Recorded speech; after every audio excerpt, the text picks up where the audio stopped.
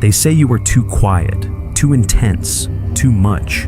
You speak, and the room goes silent. Not because you are wrong, but because you are different. You notice things others don't. You question what others blindly accept, and slowly, people begin to drift away. They laugh together at things that bore you. They obsess over drama, trends, and surface-level nonsense, while you are stuck thinking about life, meaning, and death. You try to blend in.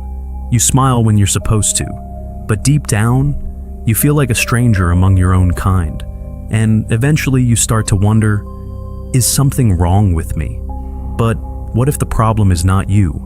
What if society just is not built for people like you? The German philosopher Arthur Schopenhauer believed that intelligence, real, raw intelligence, isolates. That the more deeply you think, the more alienated you become. Because most people don't want the truth, they want comfort. And intelligent people, they threaten that comfort. This video will explore the brutal truth Schopenhauer uncovered, why society rejects the truly intelligent, and why your loneliness might be the highest proof of your mind. It starts early.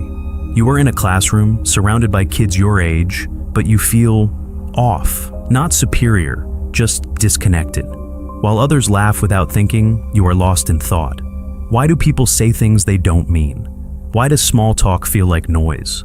Why does it feel like you are always watching life, not living it? This is the first taste of the silent curse that comes with intelligence. Not the academic kind, not grades or awards, but the kind of intelligence that questions too much and feels too deeply. The kind that observes people's contradictions, notices subtle hypocrisy, and finds it impossible to just go with the flow. As you grow older, the disconnect becomes more obvious. You start holding back in conversations. You have learned that honesty makes people uncomfortable, that asking why too many times kills the vibe. So you nod, smile, pretend, because being understood feels impossible. People often mistake you for arrogant, when in reality, you are just exhausted from trying to explain yourself. You are not cold. You have just learned that depth scares people, so you keep your insights locked away. Your questions, censored. Your pain, invisible. Here lies the paradox. Society claims to admire intelligence, yet it emotionally rejects those who possess it in its rawest form. We worship genius in theory, but in real life, the genuinely intelligent are isolated. Why? Because real intelligence does not just solve problems, it challenges norms. It sees through illusions. It questions what others blindly accept, and that makes people uncomfortable. You become too complex for surface-level connections, too analytical to enjoy small joys without dissecting them, too aware to relax. And the emotional cost? It's invisible, but crushing. You sit in rooms full of people, but feel alone. You long for a connection that reaches beyond the shallow, someone who does not just hear you, but truly gets you. But that person never comes. So you begin to wonder, is there something wrong with me? That's the unspoken tragedy. The world does not teach intelligent people how to deal with this type of loneliness. It teaches you how to succeed, how to perform, but not how to exist when your mind is wired differently. So you adapt. You become a chameleon, blending in, dumbing down, learning when to be silent, not because you want to, but because you have to. Because every time you spoke your truth, you paid the price. But deep inside, the weight builds. A quiet sadness, a hunger for meaning. A question, am I the only one who feels this way? You are not. In fact, what you feel, that silent suffering, is not proof of weakness. It's a signal of a rare mind trying to survive in a shallow world. And the philosopher Arthur Schopenhauer saw this pattern centuries ago. He didn't just understand your pain, he predicted it. There's a hidden rule that governs most of human society. Don't think too much. Don't question the script. Don't step out of line. Just follow what's popular, say what's safe, and agree with the loudest voice in the room. This is what Schopenhauer meant when he talked about the herd, the tendency of people to surrender their thoughts, not because they are stupid, but because independent thinking is dangerous. And that's why truly intelligent people are feared, not because they are smarter, but because they refuse to worship the herd. When someone starts asking why, the group gets nervous.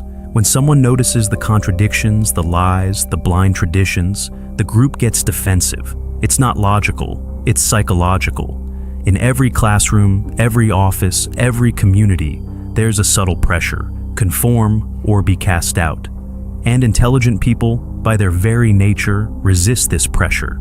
Not out of rebellion, but out of curiosity and truth. But here's the uncomfortable truth. Thinking differently is not admired. It's treated as a threat. Because intelligence does not just question facts, it questions comfort.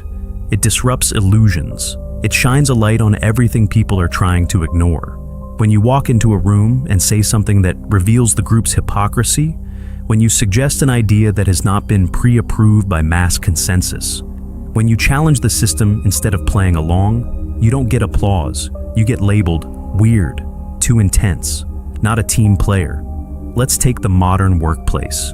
We say we want innovation. We praise creativity and theory. But in reality, the ones who raise uncomfortable truths in meetings are often sidelined. The employees who question inefficient systems are told to stop overthinking. The ones who don't engage in workplace gossip or fake positivity are called antisocial. In schools, it's the same. Students who follow rules blindly are rewarded. Students who ask too many questions, they are labeled disruptive. Not because they are wrong, but because they challenge authority. Even online platforms, where free thought is supposed to thrive, punish complexity. Algorithms reward simplicity, repetition, emotional manipulation. Not nuance, not depth, not intelligence. So, what happens to the truly intelligent in such a system? They learn to hide, to shrink, to wear a mask just to survive.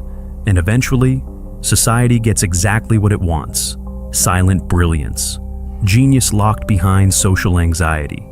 Potential buried under years of self-doubt. Wisdom that's never shared because it's never welcomed. This is the ultimate irony. The world says it wants intelligence, but only the kind that plays nice. Only the kind that does not make people uncomfortable. Only the kind that fits inside a tidy little box. But real intelligence is messy. It does not fit into slogans. It does not care about what's trending. It does not flatter egos.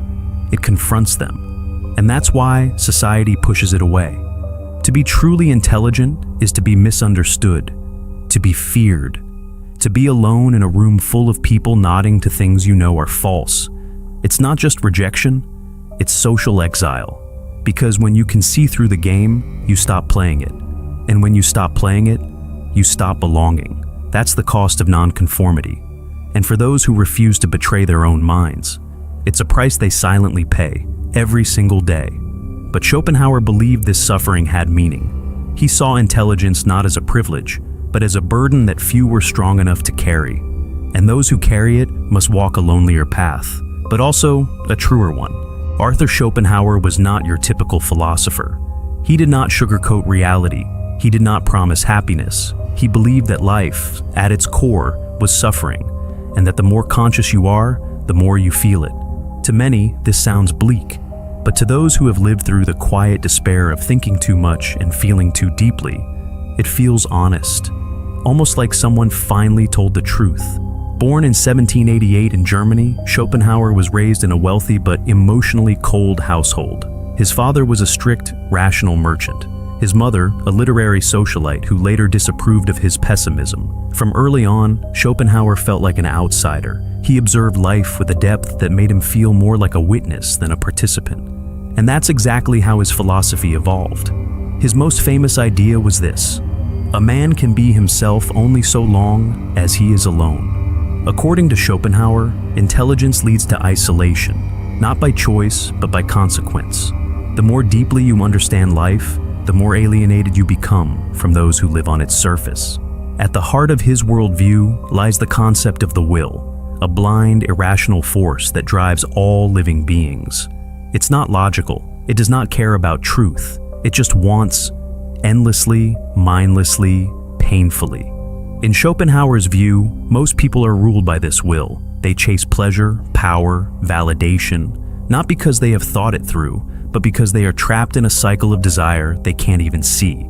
But the truly intelligent, the thinkers, the observers, they begin to recognize this trap. They step outside it, they detach, and that's where the suffering begins. Because once you see the world for what it is, a dance of illusions powered by unconscious craving, you can never unsee it. You no longer laugh at the same jokes. You can't participate in small talk that feels hollow.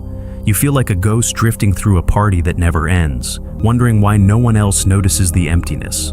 Schopenhauer put it like this: the more unintelligent a man is, the less mysterious existence seems to him. In other words, ignorance is not just bliss, it's belonging. When you start asking deeper questions about meaning, mortality, morality, you lose your place in the tribe, not because people hate you, but because they don't understand you. Schopenhauer did not hate society. He just believed that society and solitude serve two different purposes. Society keeps you entertained, solitude makes you real. And the truly intelligent, they eventually crave what society cannot offer: silence, clarity, and authenticity. This is why Schopenhauer praised solitude not as loneliness, but as liberation. Great men are like eagles and build their nest on some lofty solitude. To him, intelligence was not glamorous. It was a curse that stripped away comfort and forced you into existential exile. And yet, he did not advocate despair. He believed there was a higher way to live, through contemplation, art, and philosophy. By turning your suffering into insight and your alienation into wisdom, he was one of the few philosophers who dared to say, "The pain you feel from thinking too much, it's real. The disconnection you experience when others don't understand your thoughts, it's valid. The sense that something is wrong with the world, you are not imagining it." And that's why his work resonates with people who feel out of place, who sit in classrooms, meetings, family dinners, surrounded by words but starving for meaning. For Schopenhauer, suffering was the price of clarity. And while the world mocks the ones who see too much, he whispered from the pages of his books, "You are not broken. You are just awake." His philosophy was not meant to fix life, but to help us endure it without lying to ourselves. To face the darkness not with fear, but with dignity. Because in the end, intelligence may isolate you from others, but it also connects you with truth, with art, with beauty, with your own soul. And that, Schopenhauer believed, is a higher kind of connection, one that no crowd can offer, and no rejection can take away. Loneliness is often seen as a failure of social life, but what if it's sometimes the price of deeper thinking? Modern psychology is starting to confirm what philosophers like Schopenhauer sensed centuries ago. High intelligence often comes with high isolation. Let's start with the science. A 2016 study published in the British Journal of Psychology found something fascinating. The more intelligent a person is, the less satisfaction they report from frequent socializing. For most people, being around friends boosts happiness, but for highly intelligent individuals, too much social interaction actually leads to frustration, overstimulation, and emptiness. Why? Because the conversations often feel surface level. Because their minds crave depth, nuance, ideas, not gossip, repetition, or emotional noise. They may care about people, but they struggle with the form of connection that society offers.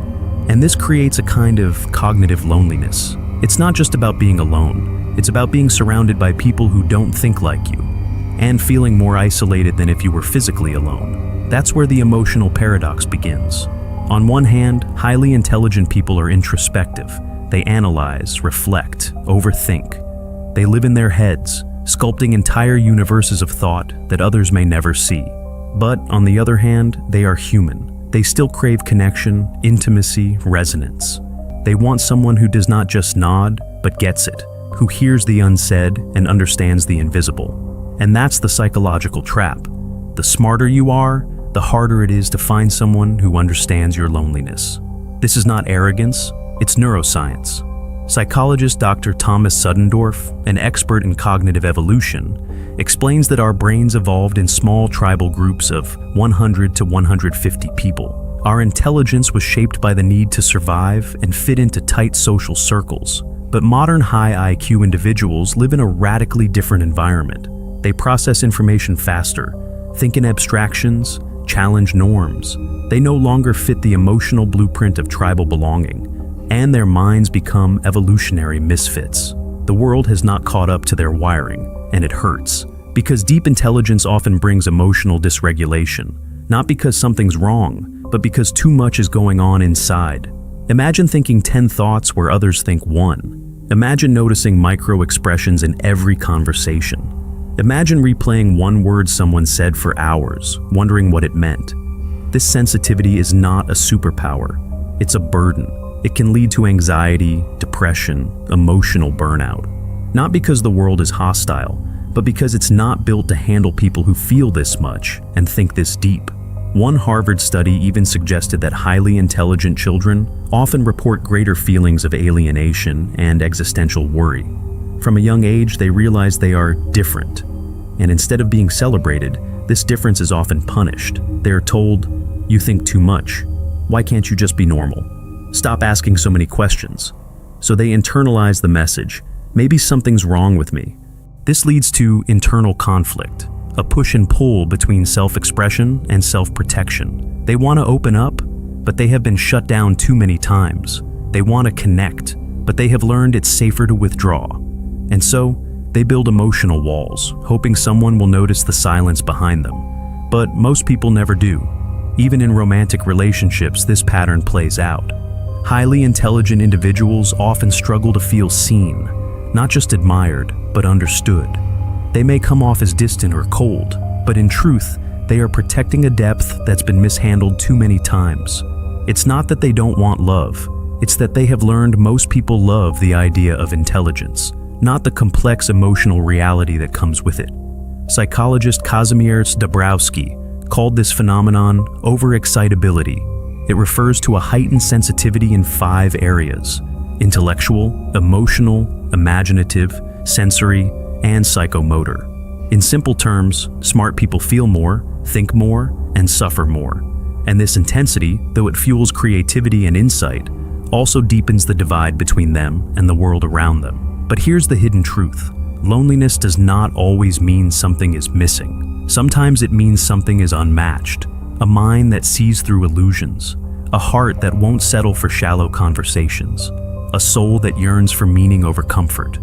Such a person will always feel a little apart, not because they have failed socially, but because they are wired for something deeper, something rarer. So, if you have ever felt this type of loneliness, not just the absence of people, but the absence of resonance, it may not be a curse. It may be the quiet signal that you are among the few, who are not just alive, but truly awake. You might think intelligence would attract admiration, and it does at first. But behind admiration often hides something darker. Envy. And envy has a strange way of turning reverence into rejection. Most people won't admit this, not even to themselves. But in everyday life, intelligent individuals often face subtle, and sometimes overt, resentment. Not because they are unkind, but because they expose something painful in others. Insecurity. When you walk into a room and speak with clarity, depth, or confidence, some won't hear your words. They will hear their own inadequacy. They will feel outshined, small, unseen. That sting. It's the ego trying to protect itself. This is where the Dunning-Kruger effect comes into play. Named after psychologists David Dunning and Justin Kruger, the effect describes how people with lower ability tend to overestimate their competence because they don't know what they don't know. Now add someone truly intelligent to that environment, and suddenly, their illusion of competence shatters. They are confronted with their limitations, and instead of facing them, many lash out. They call the intelligent person arrogant, cold, weird, thinks they are better than everyone. But the irony is, they never said that. The ego heard it on its own. Because intelligence does not just challenge ideas, it challenges identities. In tribal psychology, this creates a social threat. Humans evolved in groups where acceptance meant survival. Standing out, thinking differently, questioning norms, meant risking exile. So, when someone intelligent comes along and disrupts the group's consensus, it triggers ancient instincts. This person is dangerous. They might tear the group apart, cast them out. And this pattern has repeated through history. Socrates, perhaps the most famous philosopher of all time, was executed for corrupting the youth. But what he really did was expose the shallow thinking of powerful people. Galileo was placed under house arrest for suggesting the Earth revolves around the sun, not because science was offended, but because the Church's authority was. Nikola Tesla died broke and alone. Alan Turing, who helped end World War II, was chemically castrated for being gay and later died by suicide. These were not just stories of misunderstanding, they were stories of egoic retaliation. Because when someone introduces a new truth, they also expose the lies we have built our identities around. And most people would rather reject you than reconstruct themselves. This is not limited to the past. Even today, innovators, deep thinkers, and truth speakers often face shadow bans. Not just on platforms, but in real life. In offices, they are ignored. In classrooms, labeled disruptive. In relationships, told they're too much. Why? Because intelligence without conformity threatens the social order. It disturbs comfort. It raises standards. It makes mediocrity visible. And that's unforgivable in a world addicted to comfort and illusion. So envy whispers in silence. And ego pulls the trigger. But here's the paradox. People want intelligence, as long as it does not make them question themselves. They will admire a genius on YouTube, quote a philosopher on Instagram, but sit them across from someone who sees too clearly, feels too deeply, and speaks too honestly. And suddenly, it's war. So, if you have ever been rejected not for your flaws, but for your clarity, it's not because you did something wrong, it's because your presence awakened something others were not ready to face. And in a world driven by ego, that's more dangerous than evil. So, what do you do when the very thing that makes you special also makes you alone? When your mind reaches depths most people never touch, but no one around you seems to care or understand. Arthur Schopenhauer did not sugarcoat this paradox. He did not try to fix it with toxic positivity. He gave a brutal, almost cruel, yet profoundly liberating answer: solitude. Intellectual superiority, he wrote, is marked by a propensity for solitude, not as punishment, but as liberation. Because here's the uncomfortable truth: the crowd rarely understands the individual, and the more profound your thoughts, the more likely they will echo in silence. But to Schopenhauer, that silence was not emptiness. It was clarity. In a world that fears being alone, solitude is seen as a weakness. People chase distractions, constant connection, endless noise. They measure their worth by likes, messages, and attention. But Schopenhauer flipped the script. He said, "The one who can be alone and still feel whole, that is the strongest kind of person." Because solitude is not loneliness. Loneliness is craving connection and not finding it. Solitude is choosing peace over shallow company. It's not the absence of people, it's the presence of yourself. Schopenhauer believed that deep thinkers naturally retreat, not because they hate people, but because they are exhausted by shallowness. Ordinary people are like a clock, he implied, always ticking the same thoughts, repeating the same ideas. But the noble intellect is like a compass, always pointing toward depth, truth, and meaning. And you can't follow that compass in a noisy room. So, what does solitude offer that society never can? Freedom. Not just physical freedom, but mental and emotional independence. The freedom to think without interruption, to feel without judgment, to create without compromise. It is in solitude that great ideas are born. Article philosophy, science, vision. None of these are products of crowds. They are forged in stillness. Schopenhauer spent most of his life in quiet reflection. He was not popular. He was not praised during his time, but he understood something timeless. A man can be himself only so long as he is alone. And if he does not love solitude, he will not love freedom, for it is only when he is alone that he is really free. But here's the real power. When you no longer seek validation, you become untouchable. Rejection loses its sting. You stop molding yourself to fit into places you don't belong. You stop shrinking your thoughts to make others comfortable. And suddenly, that solitude becomes a sanctuary, a forge for strength, a mirror for truth. This is the brutal brilliance of Schopenhauer's solution. Don't beg society to accept your depth. Let it reject you. Let it misunderstand you. Because that rejection is proof of your difference, not your failure. The world does not ignore deep thinkers because they are wrong. It ignores them because they threaten what's easy and familiar. So, if you are misunderstood, if you are left out, if you are labeled too intense, too analytical, too different, Schopenhauer would say, good. It means you're no longer a prisoner of the herd. But solitude is not just escape, it's a reclamation of your mind, of your time, of your energy. It allows you to stop performing and start being. Not who the world wants, but who you truly are. And slowly, as you settle into that quiet, you begin to see what others can't. You notice beauty in silence, patterns in chaos, depth in pain. You stop trying to belong and start becoming. This is what Schopenhauer called the noble intellect. Not noble by birth, but by inner richness. And it's not for everyone. Most will never choose it, because solitude requires you to face yourself, and that is terrifying. But if you are brave enough to walk that path, to sit in silence, to feel the weight of your thoughts, to resist the urge to dilute yourself just to fit in, then solitude becomes power. Not because it makes you special, but because it makes you real. So don't fear the loneliness that intelligence can bring. Let it shape you, let it deepen you, let it set you free. If you have ever felt out of place, like your thoughts are too heavy, your questions too deep, your emotions too intense for the world around you, you are not broken, you are not too much, you are just more aware.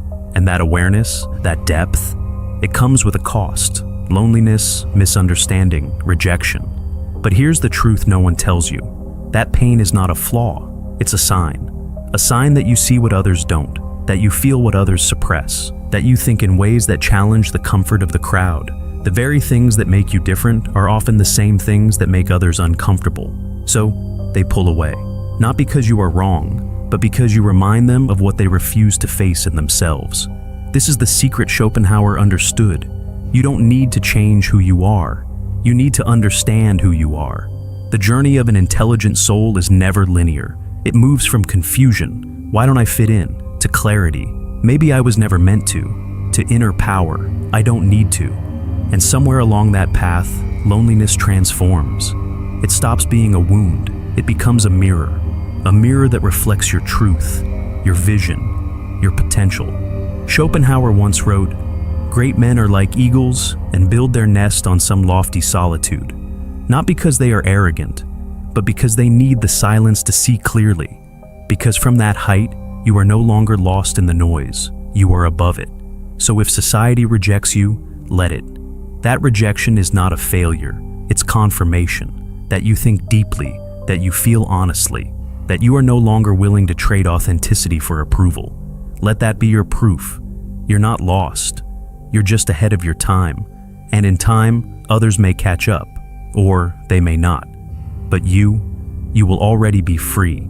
If you have made it this far, you are not just watching a video, you are searching for meaning, for truth, for something real. And I want you to know that already sets you apart. Maybe you have always felt different, like you think too much, feel too deeply, or care about things others ignore. Maybe the world has made you question whether that's a flaw. It's not, it's clarity. Schopenhauer believed that the loneliest paths often belong to the clearest minds. And while that clarity may isolate you, it also frees you. Here at Sifos, this is the space for those who think deeply, question everything, and never settle for surface-level answers. You are not alone in how you think or feel. This channel exists for you. If this resonated with you, subscribe for more deep dives into psychology, philosophy, and the human mind. Share this video with someone who might need it. And if you felt this kind of isolation, tell me your story in the comments. I read everyone. Let's keep building a community of minds that don't fit, because we were never meant to.